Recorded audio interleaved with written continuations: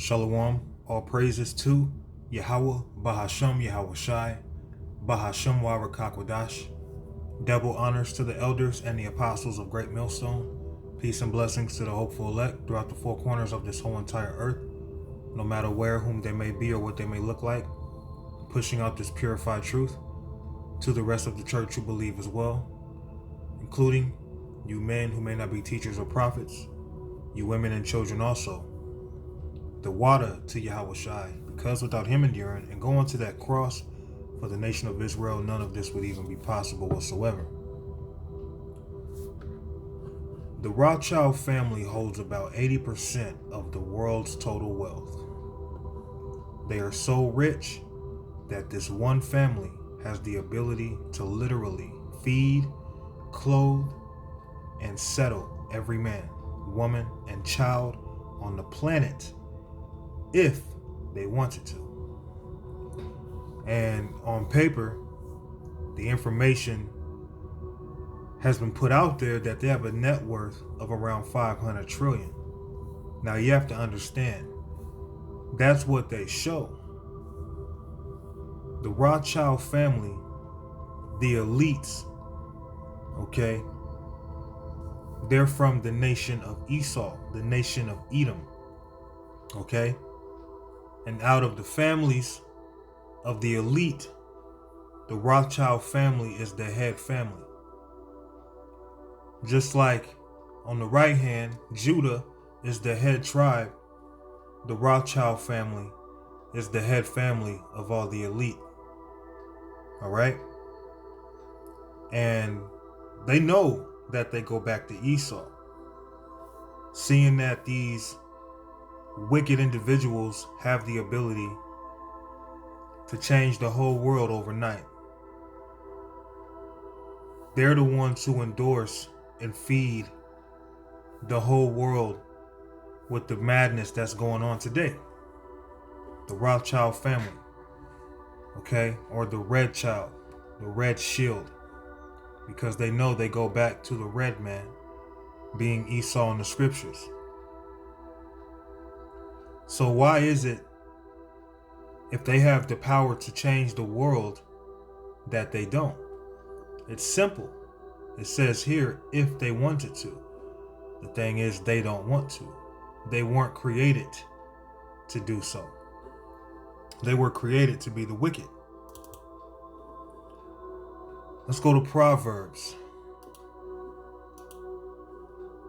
29 and verse 2. When the righteous are in authority, the people rejoice. But when the wicked beareth rule, the people mourn. So right now, the wicked are in power. So the people who are under the authority and rulership of the wicked, they're in mourning right now. Okay, we understand when you go to the book of Malachi, chapter 1 and verse 4. Whereas Edom saith, we are impoverished, but we will return and build the desolate places. Which is hence why Biden is talking about building back better. Anyway, thus saith the Lord of hosts, they shall build, but I will throw down, and they shall call them the border of wickedness. So Esau, Edom, they are the wicked, and the people against whom the Lord hath indignation forever. So when the wicked are in authority, people cry, complain, stressed out, worn out. All of this is because of the wicked being in authority. Okay, when you go to Job, let's go to Job chapter 9 and verse 24. The earth is given into the hand of the wicked. He covereth the faces of the judges thereof. If not, wherein who is he? Now, when it says he, it's putting it in an expression as if the wicked is just one individual, like it's a singular tense. But really, although it's saying he, it's really a plural tense. It's speaking of a whole nation but primarily the elites of this nation, known as the so-called Illuminati today. The earth is in their power, and the reason why people are mourning is because the wicked are in authority right now. Let's go to Isaiah chapter 2 and 1. The word that Isaiah, the son of Amos, saw concerning Judah and Jerusalem. And it shall come to pass in the last days that the mountain of the Lord's house shall be established in the top of the mountains, and shall be exalted above the hills, and all nations shall flow unto it. And many people shall go and say, Come ye, and let us go up to the mountain of the Lord, to the house of the power of Jacob, and he will teach us of his ways, and we will walk in his paths. For out of Zion shall go forth the law and the word of the Lord from Jerusalem. And he shall judge among the nations, and shall rebuke many people. And they shall beat their swords into plowshares, and their spears into pruning hooks. Nations shall not lift up sword against nation, neither shall they learn war any more. O house of Jacob, come ye, let us walk in the light of the Lord. So, when we get in power, there's not going to be any more wars. There's not going to be any more unjust activity. People are not going to be mourning under our authority, because we are going to be just.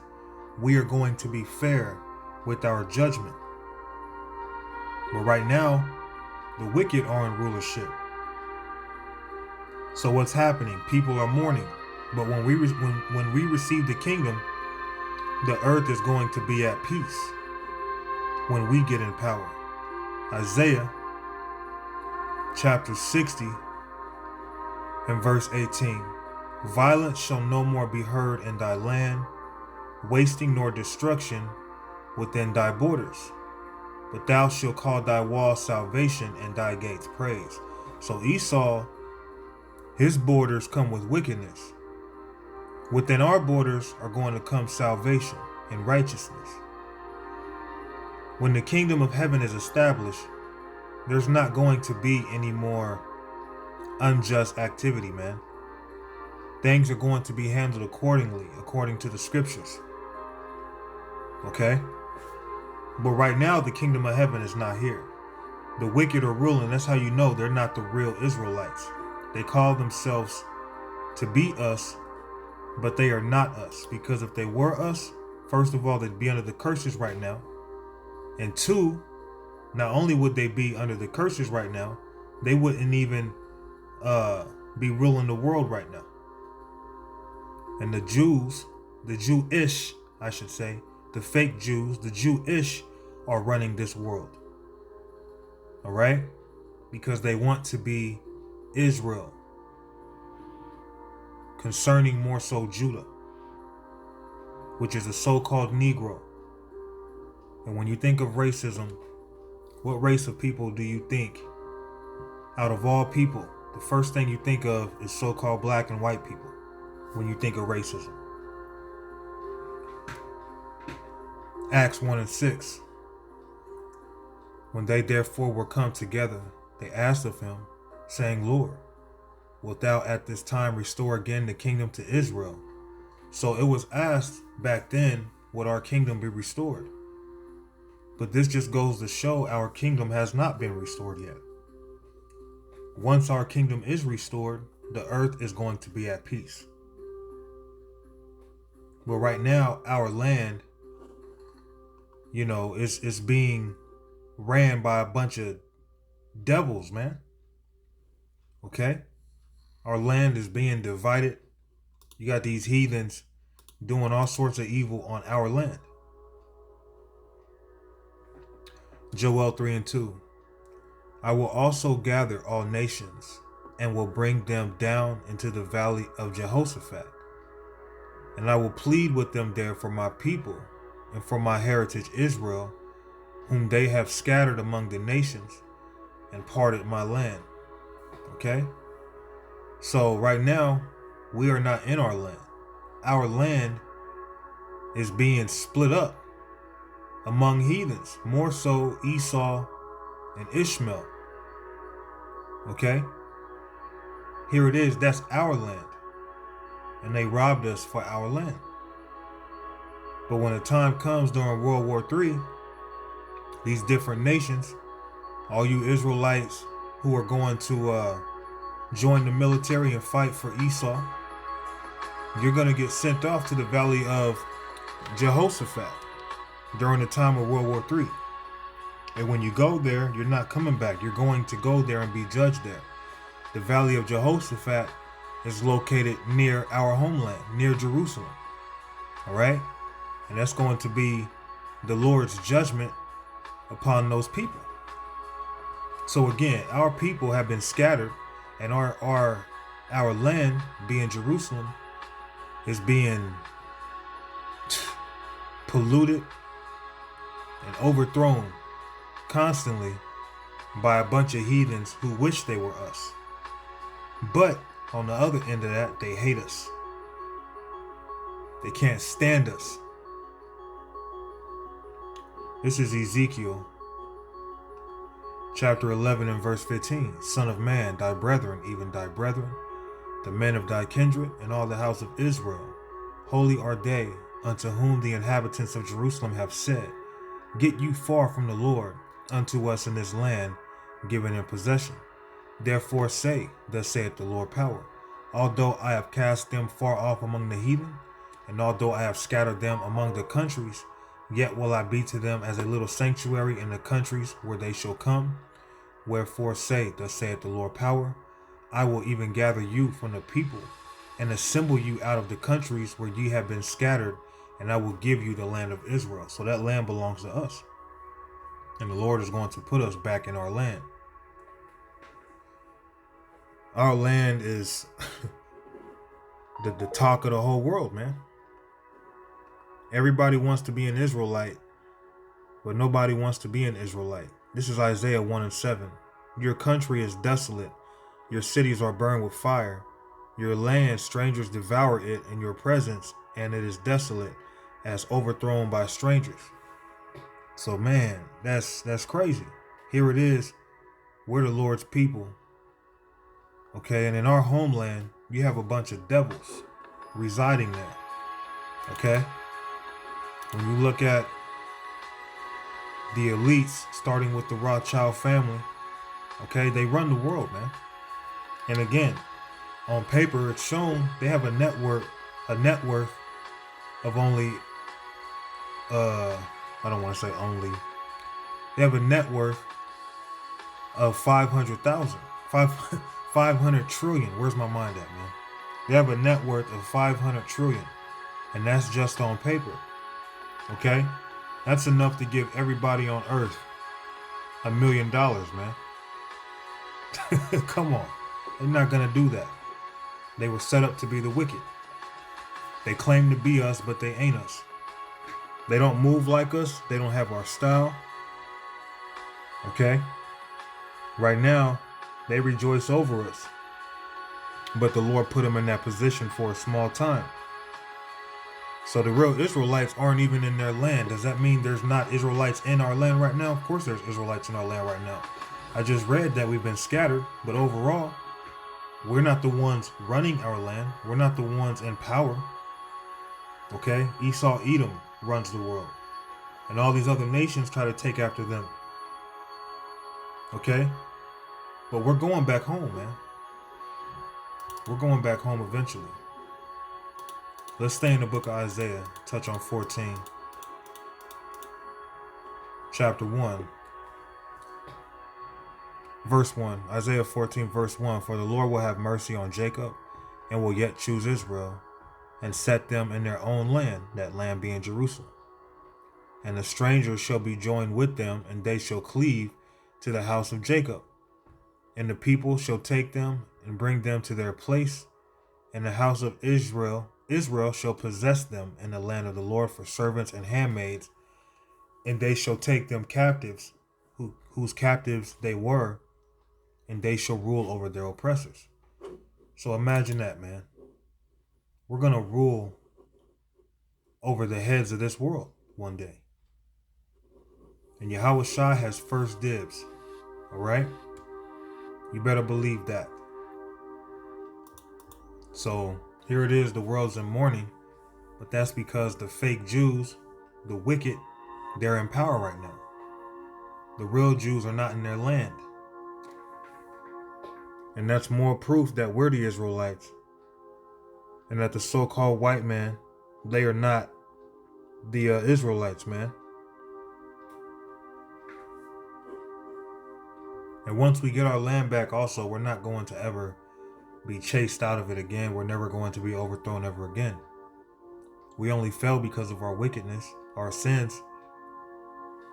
But it's written, we're going to be not only made new, the laws are going to be in us, man. We'll never go off again.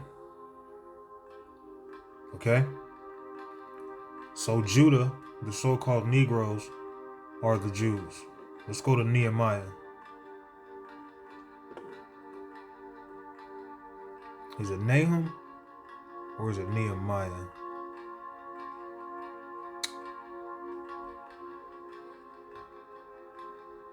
I want to say it's Nehemiah. This is Nehemiah chapter 1 and verse 2. Verse 1. The words of Nehemiah, the son of Hachaliah, and it came to pass in the month of Chislev in the 20th year, as I was in Shushan the palace, that Hanani, one of my brethren, came, he and certain men of Judah, and I asked them concerning the Jews. So the Jews are of the tribe of Judah, but the Jews can also represent Benjamin and Levi as well. Okay? I asked them concerning the Jews that had escaped, which were left of the captivity, and concerning Jerusalem. So the real Jews are Judah. Judah are the so-called Negroes today. Let's go to Joel again. Let me see. Joel 2. Let's try 3. This is Joel 3 and 6. The children also of Judah, okay, who the real Jews are, and of Jerusalem have ye sold unto the Grecians, that ye might remove them far from their border. So we were sold to you Edomites. You Hamites are going to go down for that too, man. You Hamites ain't innocent, you so-called Africans. All right? There's a difference between the so-called Negro and the so-called African. All right? But the children of Judah were sold into captivity. This isn't speaking of you fake Jews who went through the so-called Holocaust, which was a hoax when you look deep into it. The Jews were sold into slavery. Okay? The children also of Judah and the children of Jerusalem have ye sold unto the Grecians, that ye might remove them far from their border. And the Grecians represent you Edomites, man. All right? And unto this day, we are still under your clutches, man. We are still under your clutches. Let me see if I can find something right quick. Exodus 21 and 16. And he that stealeth a man and selleth him, or if he be found in his hand, he shall surely be put to death. So the Jews and the rest of the Israelites are still in the hands of you Grecians, you Edomites. So when the Lord returns, which is going to be soon, he will find us in your hands, which means what? Your penalty is death. Okay? But ultimately, you still got to go into slavery. You can't forget that. You can't write that out. The devil's got to pay, man. Let's go to Proverbs. I'm going to close it here, because you devils have done a lot of wickedness to us. Proverbs 29 and 10. The bloodthirsty hate the upright, but the just seek his soul. All right? And we seek you devils, man. We can't wait to bring you down through the spirit and power of Yahweh Ba'Shem Yahushai. Really, we ain't bringing you down. Yahweh Ba'Shem Yahushai is bringing you down. But we're partaking in that just by bringing out this word. That's a part of your downfall. All right. So here it is. These devils have the power to change, to make things better, and they're not going to do so. All right. So here it is. You claiming to be us, and you're not even living how we were told to live, which is according to the scriptures of Yahweh Ba'Shem Yahushai. So I'm going to go ahead and close it there. Shalom.